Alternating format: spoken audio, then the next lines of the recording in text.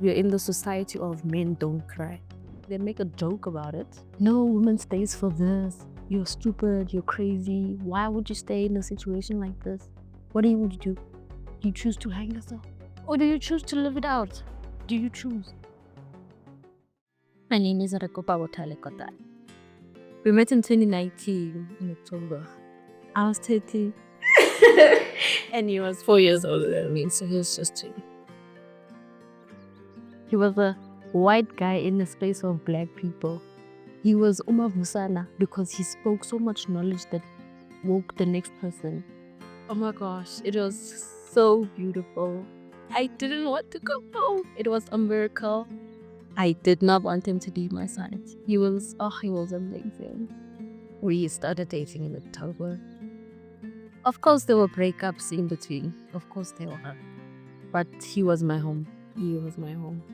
Could fight with him like a cat and a dog. I went back no matter. He was my best friend. He was the love of my life.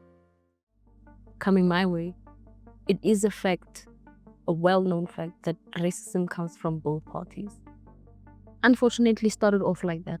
It wasn't always easy for me to be with him. It was a state of racism.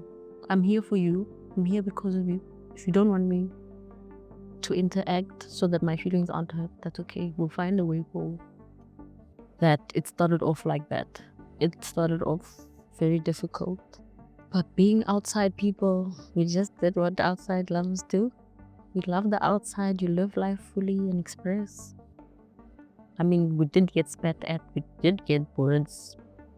But that didn't play a factor in our life. It really happens that even grown men who suffer with childhood traumas don't make it out as grown men. He wasn't my baby to grow, but he was not okay, and I couldn't carry on with him not being okay. It was my part somehow to make him okay. So I did try to help with what I could. We lost 2 babies and was carried twice. So I think that's what made him my child from the process and time. Still, miscarriage was obviously very effective. It played a huge part. It obviously, because we couldn't move on. In 2018, lost his mom, and he's never been okay. He has never been okay. Every day for 5 years, he was very in denial, and slowly the anger rose. It became physical, mental, emotional. Split. He became split. He had DID, multiple personalities, you would call it. It did cause a separation between us because at some point I was dealing with it by myself. Our connection was spiritual, and him and I knew that death wasn't a loss. There was once upon a time it got so bad, and because I couldn't leave, even when I left, I couldn't leave. At some point I decided, let's go start fresh, just leave it. But the only place I could go was my house. I had nowhere else to go, so he came to find me. No woman stays for this. You're stupid, you're crazy. Why would you stay in a situation like this? Because when you tell society, they make a joke about it. It ends up in the street. He hears about it, loses his globe, and then it only happened behind closed doors. So do you ever want to speak about it again? You will run away, but do you know that he will find you? He will find you. I had to hide from him. He was capable of the worst. A man who doesn't come out of a traumatic childhood, there's actually almost no way to go forward. That's true. That's true. Once I wanted to run and he didn't want me to, so he locked my stuff in his room. But it got serious, and then I ran to the police. Opened the case. Wrote 5 pages of statement, back to back. But I went home. I didn't want that. I went straight to him in his arms, hugged him, and we slept like babies that night. Oh my gosh. I told him, don't do this. just never did that again. So it was a phase where you'd stop being angry, and then, like I said, multiple personalities, and then you just like skits. I'm sorry to say that, but when it just triggers and you couldn't touch him, you couldn't tell him. What did I love about him the most? Him entirely. I loved him as a whole. I won't even hide it. And when he decided to propose on Christmas, I was like, okay, you're the best thing ever. And there was no turning back for me. Obviously, racism plays a big part. Like, that's factor number one. You get spat at from somebody driving, like, ew, keep it in your mouth. Why did you do that? Don't. We're in this day and age, honestly, like, it shouldn't really be like that. And then you get, you're gonna have beautiful children. Oh, I love those. I love those. And you guys are so cool. Can we take a picture? We were neck breakers. Yo, I can't lie to you. It was so beautiful. I really loved it. It only affected me late. At some calls, I used to tell them, look, dude, you really channel my energy. Because no matter what I do, you don't want to pick up. He really, really used to rage. At some things, he used to rage out on me. And that's when it got physical. So the reason we broke up was, and it was late last year. The last date we had was on the 7th of March. We went out because we'd been fighting and he'd been crying the whole February. I cannot. I'm not saying I'm not empty. I cannot stop crying. If there's something I can do, just come back. I will do anything. I said, stop yelling. He's all sneaky, winky. And he says, do I have to go home tonight? And I tried to look at him. I'm like, that's why you wanted us to come home late. So that there's no driving late. There's no fault in the winters. So he knew what he was doing. But I was so exhausted. I'm going to sleep. I'm tired. It was 7 o'clock. His phone had just broken. He calls me from his grandfather's phone. At night, they're like, this guy walked into your house. So can you please make a plan to meet up with him? Okay, tomorrow we met, we spoke. I heard I talk to you, now he's shouting.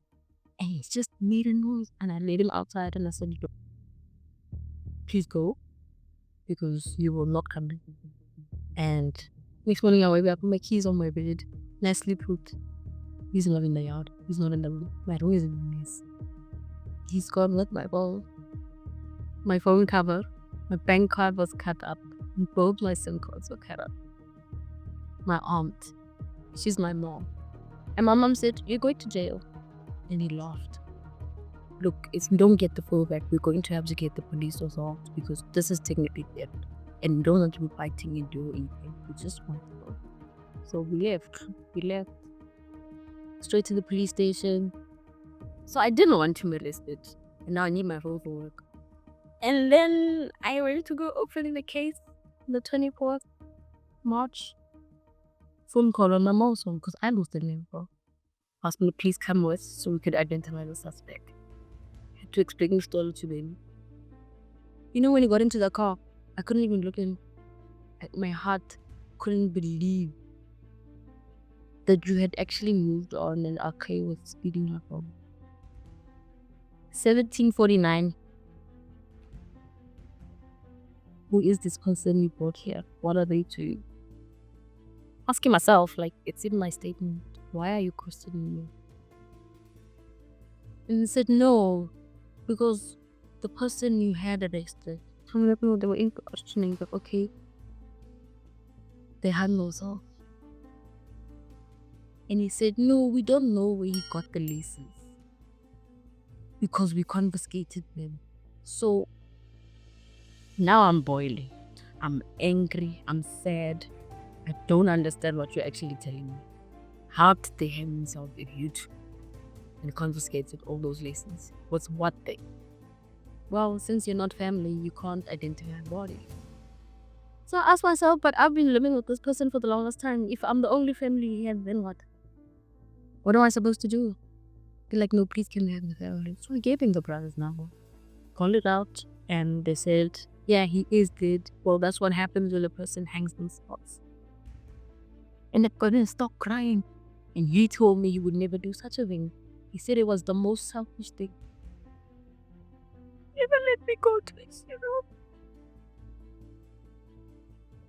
He was my best friend, and I have a right to know what happened to him. There's so many stories to what happened to him. And I don't know if I'm allowed to go to the investigative police, let them identify and investigate whatever happened here, because fingers are being pointed at me. I couldn't say goodbye. How is that fair? And every day I'm supposed to move on without actually having said goodbye. I must say, I'm getting support from strangers, and it's really comforting because they do allow you to get out of your space and more into the world, which I really, really appreciate. After not eating and endless crying, weight loss, it was hard, I won't lie. It still is. I was almost married. Almost, past that tax that I'm very strong. I'm very, very thankful for. And going through what I went through, blessing and curse. I wouldn't know what abuse is because it comes in certain ways. It chows you mentally, it chows you emotionally. You can come across hundreds and millions of problems in a single day. What do you do? Do you choose to hang yourself? Unfortunately. Or do you choose to live it out? Do you choose? Yes, you are there to help them with their problems and to love them. But that's all you can do. You can't change the world if they don't want to change their world. God really helps those who help themselves. So you won't get anywhere if you don't help yourself. So people should know that some behaviors in a relationship you shouldn't sit for. He knew how it destroyed him and those who loved him. So we were scared, and nobody has to live like that. And for any other woman, you shouldn't live like that just because you love him. I know somebody's currently going through. I know somebody cannot leave their partner because they love it. Cry, feel, let it out. Let you feel, let you know the difference. Let pain be pain so you know what joy feels like.